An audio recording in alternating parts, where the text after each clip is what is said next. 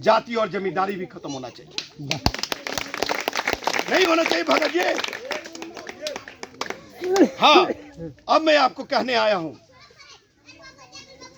कि जो चिराग पासवान है, आप लोग को मालूम नहीं होगा, पढ़े लिखे हुए जितने युवा नौजवान लोग हैं, अपने अपने गूगल में देखो, रामविलास पासवान जी, हम यहाँ पे बैठे हुए हैं, कुछ ऊंची जाति के लोग भी, तो हम समाज में हैं तो बोलेंगे बेपाक से बोलेंगे और क्या कहते हैं, एकदम खुल के बोलेंगे हम, क्योंकि जरा भी हमको ये नहीं है और ना ही किसी से डरते हैं, क्योंकि बाबा चौहरमल का बेटा है, राजा सलेश का बेटा है, मकड़ा मांझी का बेटा है, राह बाबा का बेटा है।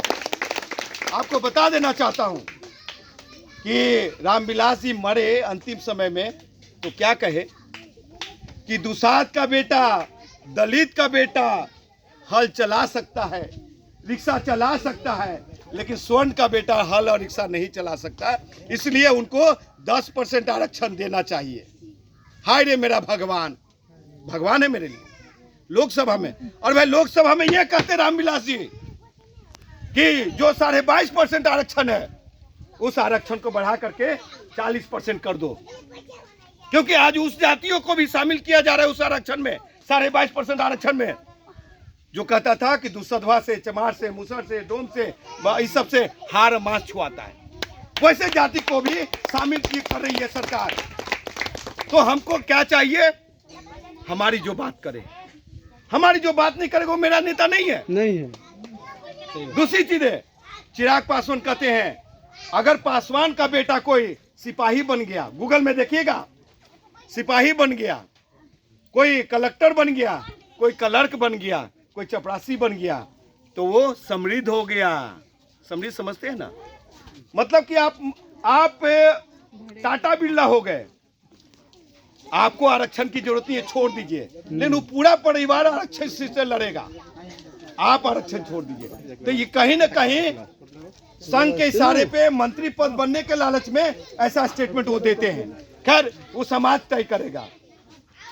हम यही कहने आए हैं आप लोगों से कि ये इंजीनियर राजकुमार पासवान जो शादी ब्याह भी नहीं किया है और समाज के लिए चल पड़ा है, आज से नहीं 2011 से 2014 में चुनाव लड़े, 19 में पशुपति कुमार पारस के भी खिलाफ लड़े, तीसरा पोजीशन वहां के हाजीपुर की जनता ने मुझे दिया और उनको सलाम करते हैं वैशाली की धरती को, अपने बिहार के आवाम को। आपको बता देना चाहता हूं कि आज इस पीपल के पेड़ के नीचे ये राजकुमार पासवान आपका बेटा ऐलान करके जाता है कि जिस दिन ये बिहार के कुर्सी पे बैठेगा, ये इंजीनियर राजकुमार पासवान जिस दिन बिहार के कुर्सी पे बैठेगा, उस दिन एक भी पासवान का बेटा बेरोजगार नहीं रहेगा और एक भी कोई घर में खाली नहीं रहेगा और एक भी घर आर्थिक रूप से कमजोर नहीं रहेगा। जिस तरह से लालू यादव ने अपने समाज को बढ़ाया, जिस तरह से नीतीश कुमार ने अपने समाज को बढ़ाया, उस तरह से ये इंजीनियर राजकुमार पासवान जब बिहार के कुर्सी पर बैठेगा, अपने समाज, अपने बेटाओं को आगे बढ़ाने का काम करेगा।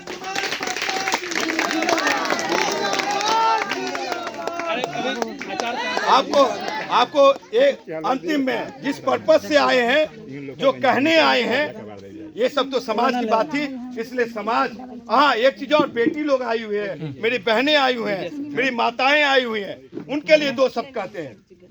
देखिए, बाबा साहब ने सभी को अधिकार दिया, सब जाति को अधिकार दिया, महिलाओं को भी अधिकार दिया, और महिला की कोई जाति नहीं होती है, वो राजपूत घराने की हो, चाहे भूमियार घराने की हो, चाहे किसी भी ब्राह्मण घर, चाहे एक दलित घर का अनुसूचित जाति जनजाति की बेटी हो, उनकी कोई जाति नहीं होती। तो हम इतना ही कहना चाहेंगे कि बाबा साहब ने जो संवैधानिक अधिकार दिए, उस अधिकार के तहत हमारी बेटी को भी शिक्षित बनने की जरूरत है, हमारे परिवार को भी शिक्षित बनने की जरूरत है। अशिक्षित कैसे बनेगा? क्योंकि बिहार में दो तरह की शिक्षा प्रणाली है, एक टाई वाला और दूसरा खिचड़ी वाला। टाई वाला में पढ़ते हैं टाटा बिरला, पैसे वाले के बाल बच्चा, लेकिन हमारी जाति के बच्चे, हमारे समाज के बच्चे पढ़ते हैं खिचड़ी वाला घटिया स्कूल में।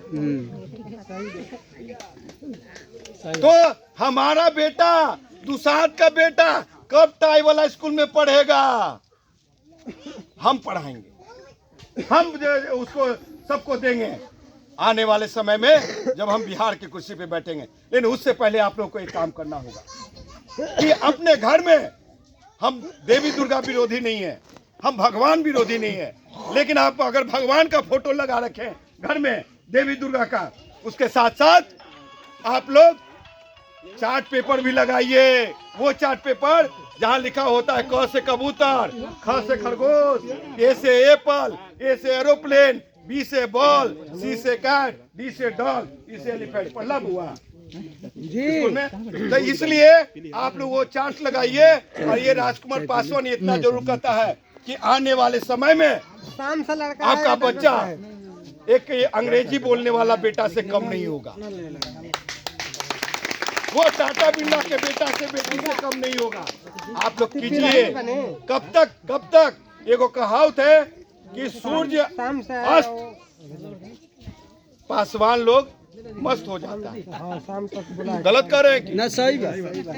तो ये भैया कब तक सूर्य अस्त, सूर्य